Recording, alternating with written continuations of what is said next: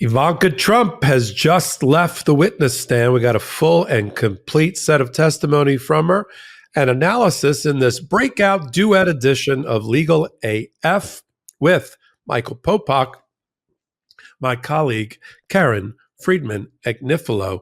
Many, many hours on the stand for Ivanka Trump, Karen. She's polished. She's rehearsed. She's rehearsed to within an inch of her life based on the testimony that she gave, which matched stuff that she gave a year and a half ago or 2 years ago. So badly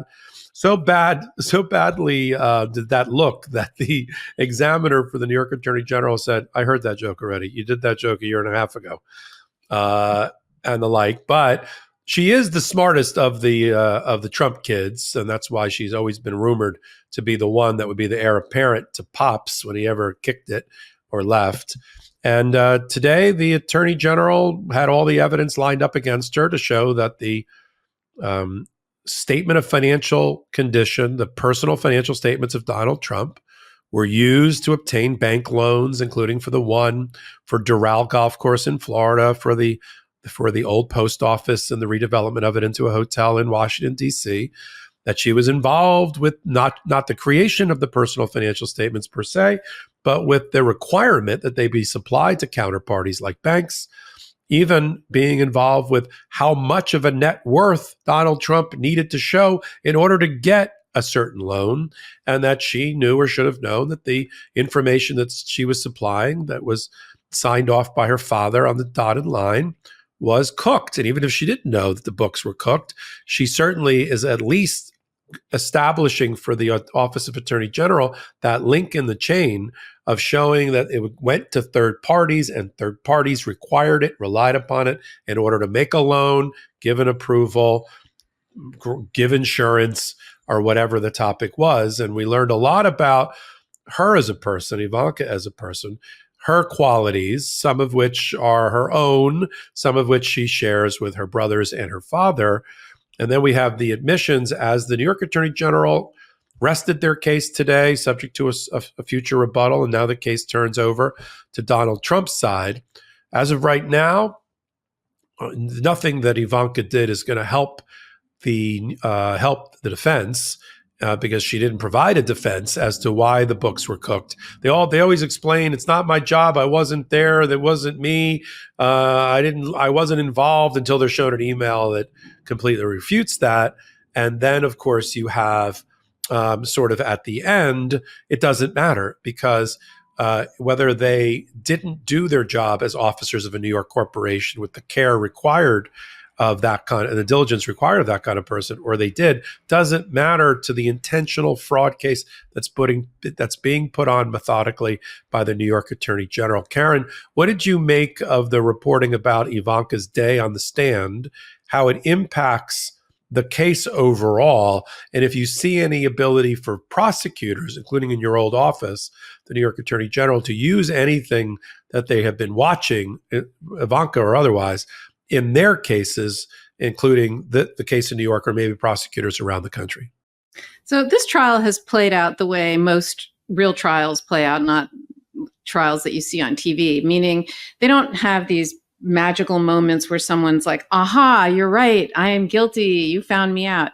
It's really more you establish little building blocks, and brick by brick by brick, and every witness provides different pieces to the puzzle. And in summation, you put it all together and you say, this is why we have gotten to where we are getting. And Ivanka was absolutely a crucial piece of the puzzle. The remaining 6 counts. So there's 7 counts that the defendants are civilly charged with by the New York State Attorney General. And one of them was already found liable, meaning that there was persistent fraud. But the remaining 6 are very interesting because they're similar in the sense that they require persistent fraud, but they each have a different element, and the elements track what the criminal investigation is looking at, right? They actually track the criminal statutes. Now, it's a different burden of proof because in a criminal case, you have to prove it beyond a reasonable doubt. But you definitely still have to prove the elements of the crime of falsifying a business record or insurance fraud. You know, those are the remaining, it's like Executive Law 63-12, persistent fraud plus, with a lower burden of proof. It's preponderance of the evidence, which is a much lower standard than beyond a reasonable doubt, which is what you require criminally. And so Ivanka today was really key in providing one aspect of the elements of the crime of these remaining or these they're crimes, but even though it's a civil case, right? The criminal statutes that track the civil statute, and it's the materiality part. It's the fact that they were relied upon by banks, and she absolutely provided that piece of the puzzle, which I think is really going to be a game changer for the Attorney General, because it was very clear, and this is coming from an insider, right? This isn't just coming from somebody else. It was very clear that it was known from the outset that the only way to get the great rate, right, the loans, would be that if Donald Trump personally guaranteed it and had a net worth of, at first they said $3 billion, and she negotiated it down to 2.5. So she couldn't completely distance herself from all of this. She's saying, oh, but I'm not familiar with the numbers. Somebody else provided that. But, that's the part that'll be interesting to see if the judge credits that. She's smart. And she also went to Wharton Business School, like one of her brothers. And, she was instrumental in getting the lenders, securing the loans, involved in real estate, not just the Doral golf course, but also they talked a lot today about the old post office in Washington, D.C. that she helped develop. And, she was on a first name basis with the wealth management banker, Rosemary. And she even ended one email saying, "You're the best, Rosemary." So she wasn't just kind of this empty suit, if you will. She was intimately involved, and if anything, she made the deal happen. So she's no longer a defendant. She was a defendant originally, but she was removed from the case by an appellate court because it was beyond the statute of limitations. But she absolutely is instrumental to the evidence. And Alvin Bragg's office, the Manhattan DA's office, they've always had a joint investigation with Letitia James and the way they divided it up was Alvin Bragg would do the criminal piece and Letitia James would do the civil piece. But it was the same conduct, the same material, the same charges potentially if the criminal case ever became a criminal case and not just an investigation. And Alvin Bragg got a lot of criticism at the time that he took office. This investigation had been going on for a couple of years under the prior DA, Cy Vance, who I used to work for. I never worked for Alvin Bragg. And Cy Vance has talked publicly about how they had this investigation open. And they didn't put it in the grand jury because they felt Cy wasn't running again. And he thought that should be the decision of the next DA who wins the election, because I'm already handing the next DA an indictment against the Trump organization, right? That's a case that was already indicted. It was 17 counts with Alan Weisselberg. And under Alvin Bragg, that case was tried and there was a conviction for tax fraud against the Trump organization. But Cy Vance didn't want to make the decision for the new DA. And so they handed it over to Alvin Bragg, who took a look at the facts and said, I'm going to wait. I'm not ready to bring this case. I want to see how the civil case plays out. Alvin Bragg comes from the Attorney General's office, who handles primarily civil matters. He did Letitia James' job, or the people who work under her. He worked there. So he knew that the civil case would have an opportunity to depose people like Ivanka Trump, who was deposed already in this case, like Donald Trump, who at first took the fifth, but then later sat for a deposition, and others, right? He also knew something that, again, criminal prosecutors don't think this way. You can call on a civil case, you can call the defendants on your direct case. You can't do that in a criminal case. They'll just take the fifth, right? But in a civil case, you have a right to call them. You do it at your peril. You probably won't get to prep them in advance, and they could take the fifth too. But then you get an adverse inference against you. Basically, a judge can say, look, had you testified, we're going to infer because you took the fifth that the facts would have been negative for you or against you. So Alvin Bragg knew that. He knew that he could essentially test drive the witnesses and test drive the case with a much lower burden of proof, see how it goes, and then make a decision. So I think he's watching this very closely. He is seeing how the witnesses did, what the evidence is, and I think he'll look very very closely at what Judge Engoron does, whether there is a finding of liability here on the remaining 6 counts, again, that have an element of the criminal offense in them, and what the result is, and then revisit whether or not to bring a criminal case. So I think it made a lot of sense. The more you see this play out, I think it made a lot of sense. And it also helped the civil case, right? If he had a pending indictment against them, then all of these witnesses, including Ivanka, would have taken the fifth, right? And so would Donald Trump have taken the fifth, because there'd be a pending criminal case against him. You could see them taking the fifth and not having the opportunity to have this evidence that was given like today, that I think is important. And even if the witness doesn't necessarily help you, it's good to lock them in under oath and at least know what they're going to say, so you can deal with it in advance and ahead of time. So I think that's what's going on. I think the criminal case is very much in play, but again, it's a higher standard, a burden of proof. So we'll see if they bring it, given how the facts have come out in the civil case. Yeah, there's reporting that Letitia James was actually considering a 63-3 case, a criminal case. She's got limited criminal powers if the governor or another department asks her to investigate something. She'd have to she sort of request that the governor do it. And there's a rumor out there, and there's a memo out there apparently that's based on reporting that one of her attorney generals wrote a memo outlining the criminal case against Donald Trump from the New York Attorney General perspective, as opposed to waiting for the Manhattan DA to do it. But that Cuomo, the governor at the time, put the kibosh on it, or signaled that he wasn't interested. Which is why what we're seeing now, some people might be saying, like when I once read the petition or the complaint that the New York Attorney General filed, the 250 pages against Donald Trump in the civil fraud case, I had to say that every one of the 6 counts is also a crime in New York. This is a crime, and this is also a crime. And people were like, well, why isn't that an indictment? Because in order to get an indictment, one of 2 things have to happen. Either, in this case, the Manhattan DA has to want to do it, and Karen's just outlined the reasons politically and otherwise it didn't happen, or the New York Attorney General under 63-3 of the executive law has to go ask the governor for that permission, and that governor at the time wasn't interested. And so it's spun off into these different parts. You have the criminal prosecution of the Trump Organization, the 17-count tax evasion case a year and a half ago that was successfully tried by the Manhattan DA's office. That was one piece.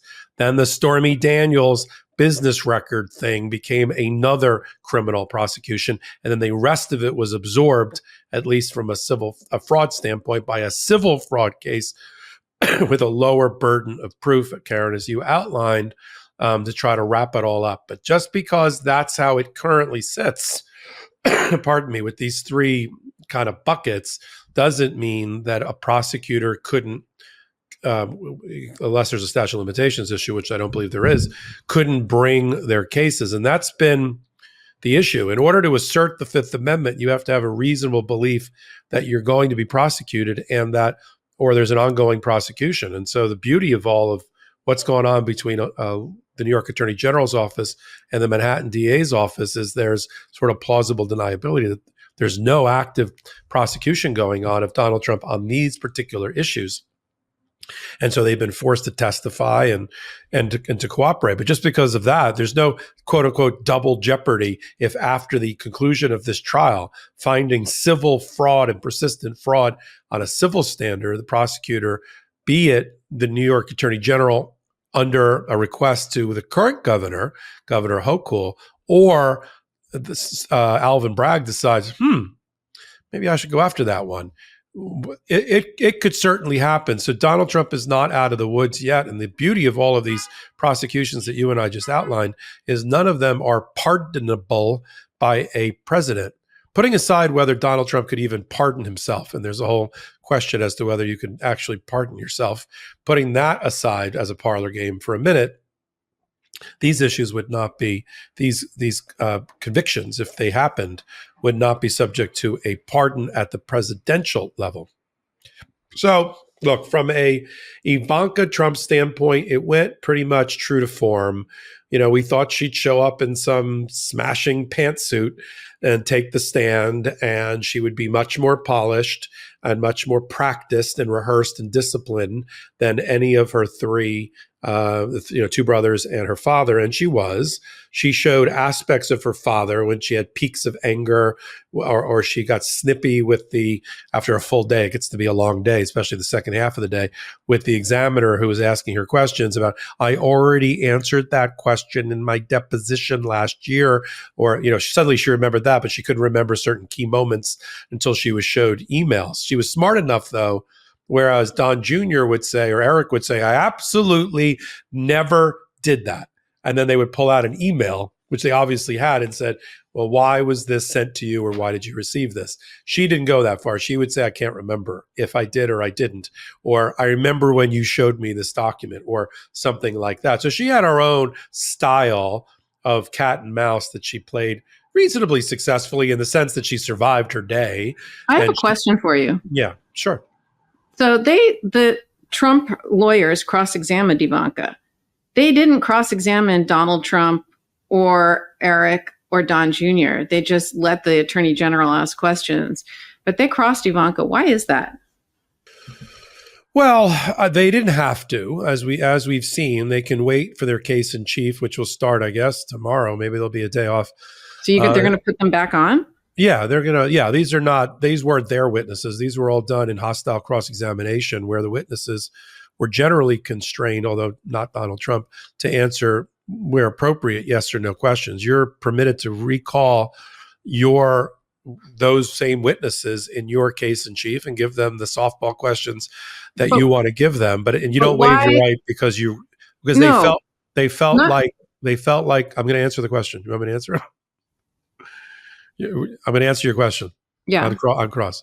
The reason I believe they did the cross of her today is they felt like the New York Attorney General's office scored some points, and for news cycle purposes, they wanted to have her leave on a high note of saying, Deutsche Bank really loved my daddy, and Deutsche Bank, really, and Rosemary and I were really close, and she really wanted to do business with us. I mean, that guy Suarez asked the same question over and over and over again to get the same response, which was Deutsche Bank and Donald Trump were in a love affair, and that's why they lent him the money. And they weren't, almost suggesting that the documents that Donald Trump sent in were, to paraphrase Donald Trump, worthless, because they weren't relying on that. They just wanted to get into bed with Donald Trump.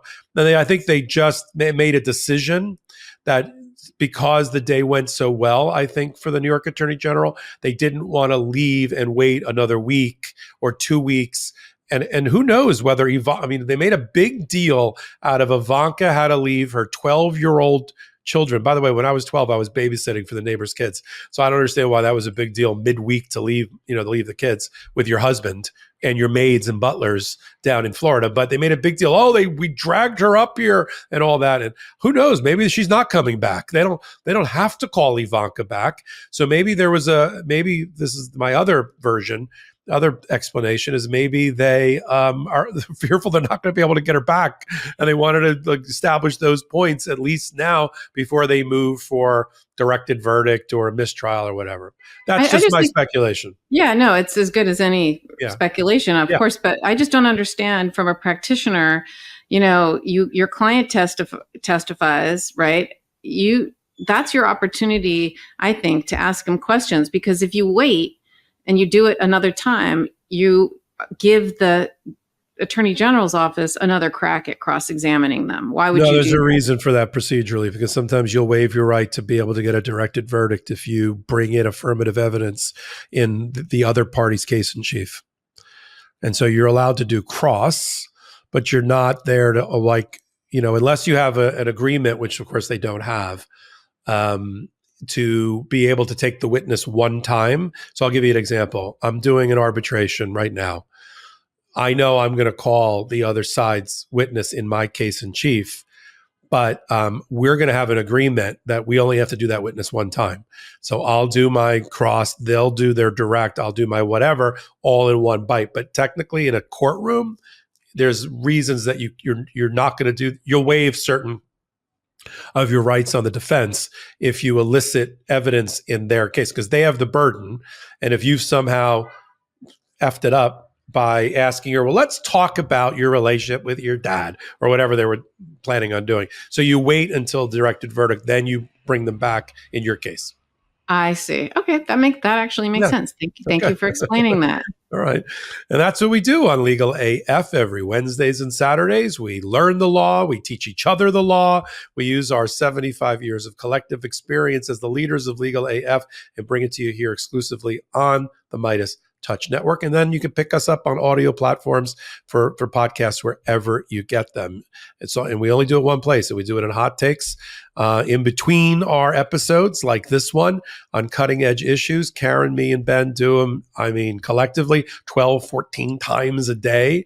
And we put them right where you want them on the MeidasTouch Network on YouTube. Free subscribe, help them get to 2 million free subscribers. They're oh so close, 1.75 million right now. Give us thumbs up in content like this. It helps with the ratings. It helps us bring what we bring. And if you like what Karen does, especially I do, go to her playlist under YouTube. You go right to Karen Friedman Agnifilo. Boom, there she is, and all hot takes, her body of work. I have a channel. Ben has a channel, and the rest of the content creators for the MeidasTouch Network. So until our Karen and Mai's next hot take and our next episode of Legal AF, this is Michael Popok and Karen Friedman Agnifilo. Hey Meidas Mighty, love this report? Continue the conversation by following us on Instagram @MeidasTouch to keep up with the most important news of the day. What are you waiting for? Follow us now.